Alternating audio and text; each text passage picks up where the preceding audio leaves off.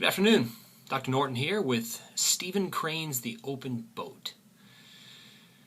Question.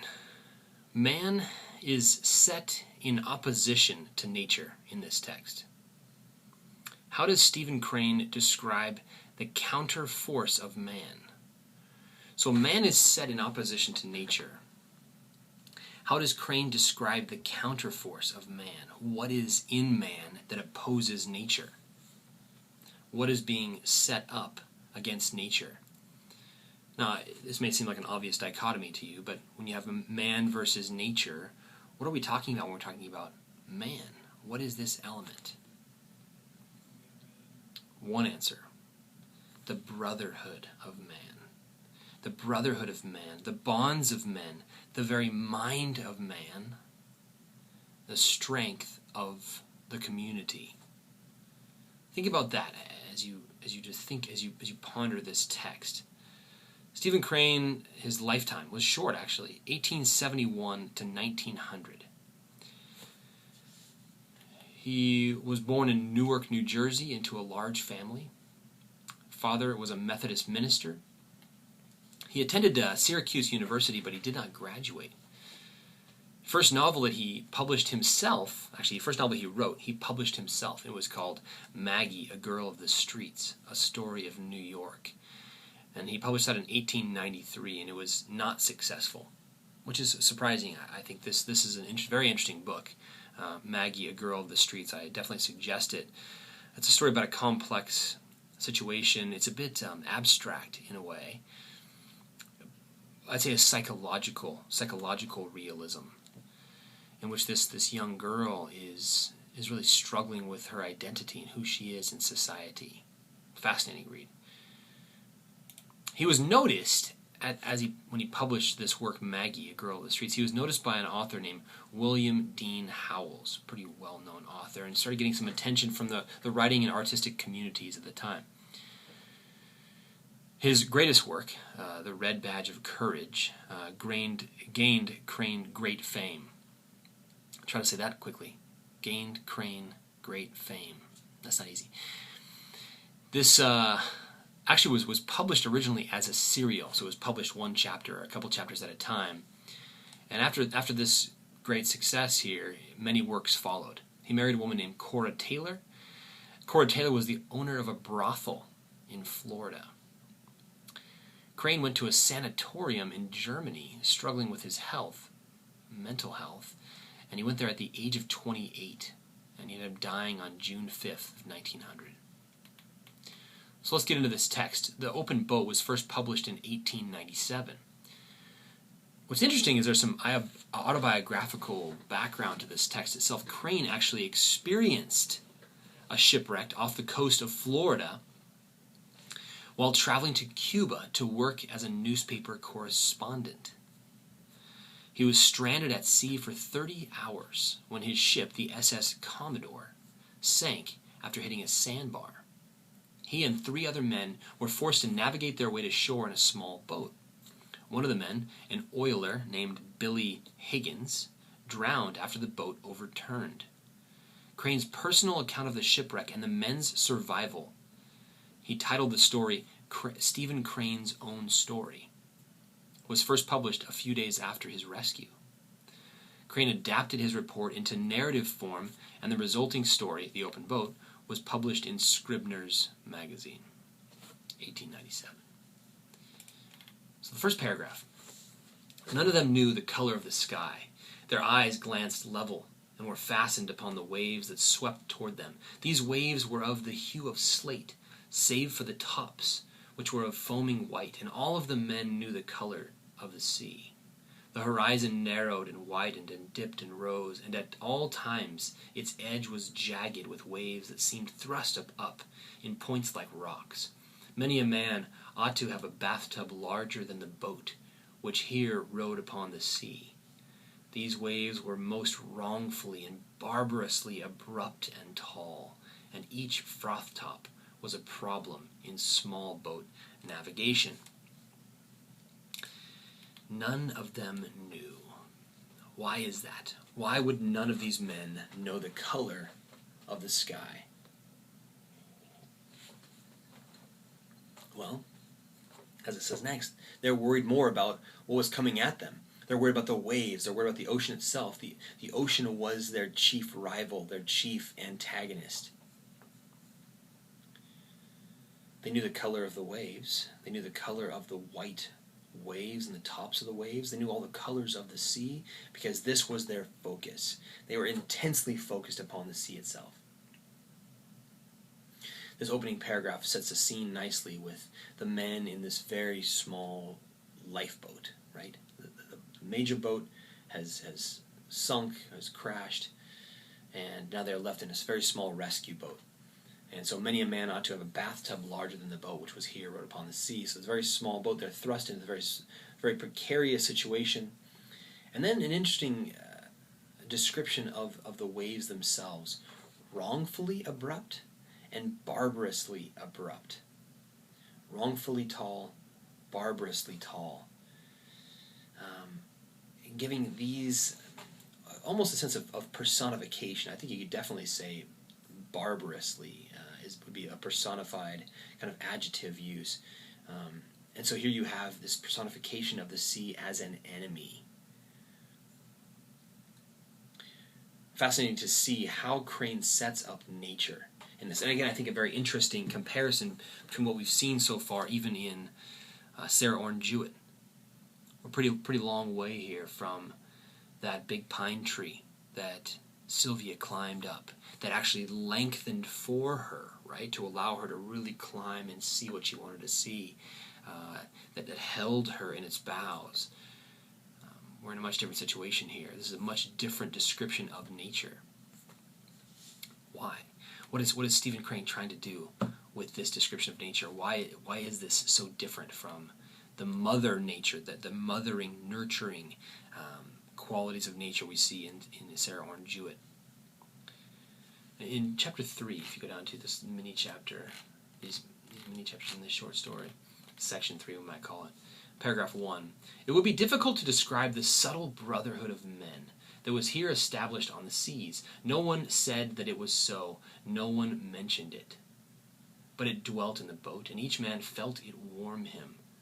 They were a captain, an oiler, a cook, and a correspondent, and they were friends in a more curiously iron-bound degree than may be common.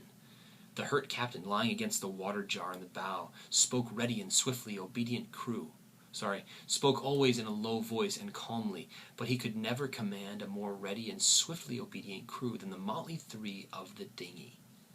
It was more than a mere recognition of what was best for the common safety. There was surely in it a quality that was personal and heartfelt, and after this devotion to the commander of the boat, there was this comradeship that the correspondents, for instance, who had been taught to be cynical of men, knew even at the time was the best experience of his life. That's clearly irony, right? Why would Stephen Crane draw in this use of irony? Why use irony as a technique in this story? What use is that here? But no one said that it was so. No one mentioned it.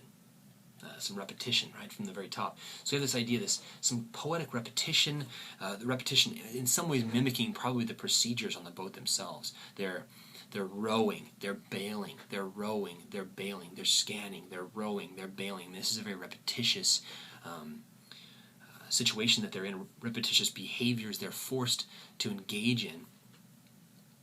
Even the repetition of social engagement. We have a social structure. We have a certain level of government, a government structure on the boat itself, as he describes it. They were a captain, an oiler, a cook, and a correspondent. 4 men that form the government and society of this boat.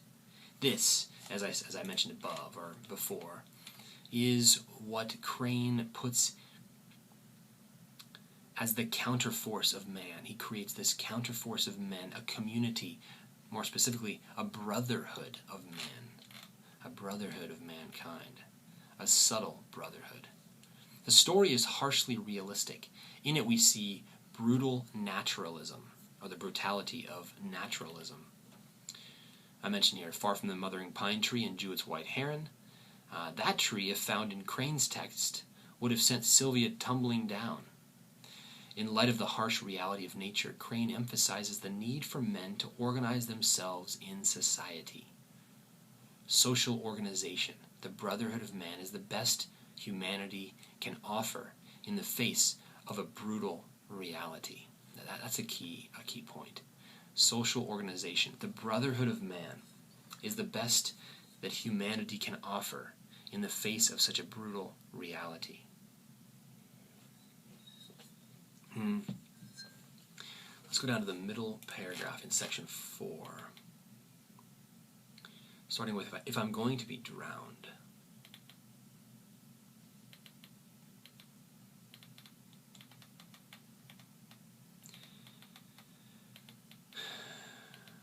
There we go. Actually, it's more toward the end of section 4. If I'm going to be drowned, if I'm going to be drowned, if I'm going to be drowned. Repetition. The use of repetition, again, could be mimicking their own behaviors. It could be mimicking a certain cry of desperation. Why me? Why me? There's this sense of desperation here that's being used with repetition. If I'm going to be drowned, why in the name of the 7 mad gods who ruled the sea was I allowed to come thus far and contemplate sand and trees? Was I brought here merely to have my nose dragged away as I was about to nibble the sacred cheese of life? So some metaphysical questionings here, right? And in the way he kind of portrays the metaphysical nature, the non-physical, even the spiritual, you might say, is a bit of a caricature. There's a mocking tone here. In the name of the 7 mad gods who rule the sea. I don't believe that Crane is setting up an alternative religion here. I think involved in this sentiment here is a certain sarcasm, a certain sense of disbelief. Obviously, if this kind of madness can happen, there cannot be a governing authority of a spiritual nature. That is the tone that I gather from this section. And so here we have part of nature. Crane is drawing on the social view of God and religion and putting that upon our view of nature, our natural inclination to personify nature and to think or to believe that there's more to nature than just nature itself, just to the brutal realities of sandstorm, windstorm, tornado, hurricane, shipwreck, ocean storms. This, perhaps, Crane suggests, is all there is, just the chaos of nature. No rhyme or reason, no authorship behind it, no governing authority, no benevolent God behind nature itself, just nature. That's what we see portrayed in some ways in this text. Is our prayer to God futile? Is it wishful thinking? Are we better off just focusing on this brotherhood of man, organizing the best darn society we can, and have at it? You know, in chapter 6, we have further support for this notion here. Chapter 6, paragraph 1 through 3. He repeats, if I'm going to be drowned, why in the name of the 7 mad gods who rule the sea was I allowed to come thus far and contemplate sand and trees? During this dismal night, it may be remarked that a man would conclude that it was really the intention of the 7 mad gods to drown him, despite the abominable injustice of it. For it was certainly an abominable injustice to drown a man who had worked so hard. The man felt it would be a crime most unnatural. Other people had drowned at sea since galleys swarmed with painted sails. But still, when it occurs to a man that nature does not regard him as important, and that she feels she would not maim the universe by disposing of him, he at first wishes to throw rocks at the temple, and he hates deeply the fact that there are no brick and no temples. Any visible expression of nature would surely be pelted with his jeers. Okay, so we have, again, a furthering of this theme, a reorienting, perhaps, that Crane is seeking to do with this in this text, of man's eyes, of the reader's eyes on nature, of the physicality of nature itself. In some ways, he mocks humanity's natural inclination, perhaps, to look up and assume that there is someone that's out to get him, to look up and wonder and assume that there is something beyond this physical reality. Crane seems to be mocking that idea, that notion, saying, how can we look up from this situation? How can we ever think that we know the color of the sky when in fact we have more than we can deal with right here? Who are we? Who is man to look beyond his own physical condition? Obviously, I disagree with this on many levels, but this is clearly the portrait of reality that Crane is trying to paint for us, right? And he's doing a brilliant job in terms of what is the psyche, what is Crane's view of reality? What is his very realistic view of reality? This is his artistic rendering. And this work has captured the imaginations of thousands, of generations of men and women, for its brutal honesty in many ways, for Crane's fearless portrayal of what he sees as reality. Final 3 paragraphs. The correspondent did not know all that transpired afterward. When he achieved safe ground, he fell, striking the sand with each particular part of his body. It was as if he had dropped from a roof, but the thud was grateful to him. It seems that instantly the beach was populated with men with blankets, clothes, and flasks, and women with coffee pots and all the remedies sacred to their minds. Interesting use of a lot of this sacred language, of mythical language. Here again we have the tone, this mythical tone that Crane employs in an ironic way to show that, in his view, there is no real myth. There is no metaphysical reality, but only the physical reality of life. And yet, ironically, as I said before, he employs a mythical tone. The use of repetition mimics a mythical tone in some ways, a song-like poetic tonality. Many of the early myths, even when you think of Greek mythology with Homer was a great singer of these tales. Homer was said to have sung the Iliad and the Odyssey. This was something that he sung, and these stories were told in a lyrical way. And so, in this sense, we see Crane in some ways rewriting a mythical tale in a very lyrical way, but introducing and employing irony to say, now we can't get our eyes on the sky. We can't put our eyes on the sky. We can't look for the metaphysical. It's irrational for us to think we need to pick up bricks and throw it at some temple, because there are no bricks and there are no temples, as he writes. The welcome of the land to the men from the sea was warm and generous, but a still and dripping shape was carried slowly up the beach, and the land's welcome for it could only be different and sinister hospitality of the grave. When it came night, the white waves paced to and fro in the moonlight. Interesting. So they're at sea, and the waves are pacing back and forth. Again, a kind of a mythical view of nature. And not to be taken literally, because that kind of goes against what he's already set up here in terms of the physical nature of reality. And the wind brought the sound of the great sea's voice to the men on shore, and they felt that they could then be interpreters. Interpreters of what? I think that's always a good question to ask. Interpreters of reality, perhaps. Interpreters of the nature of the universe? Does experience reveal the true nature of life, of the universe? Do traumatic events reveal the nature of life? When we experience tragic events, when we experience the loss of a loved one, are we wiser about the reality? Does that equate? Is that a possible formula? You experience trauma. Do you understand more about reality of life? But perhaps.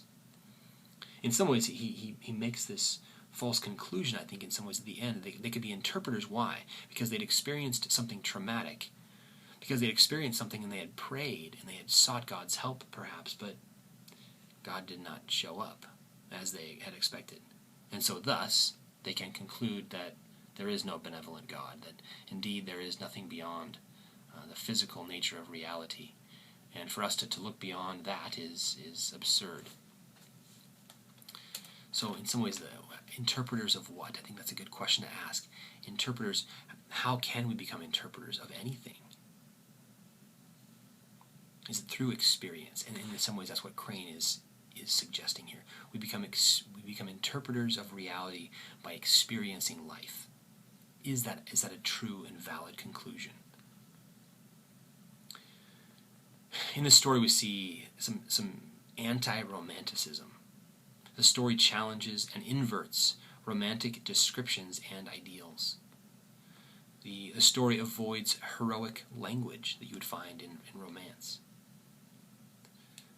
The story is a critique and a criticism of a romanticized worldview. So in those three ways, we would say it's anti-romantic. Or we'd say it represents anti-romanticism. We can call this text cosmic irony. I've used the term irony a few different times throughout this discussion, but cosmic irony is the belief that the universe is so large and man is so small that the universe is indifferent to the plight of man. Cosmic irony. And then finally, this notion, or this idea of naturalism, a subgenre, might call it a genre in some ways, but a part of the realism movement. Naturalism depicts the relationship between individuals and nature. Naturalism focuses on the significance of characters in their environment. And naturalism portrays nature's indifference to the fate of humanity. Nature is indifferent to the fate of humanity. That's The Open Boat.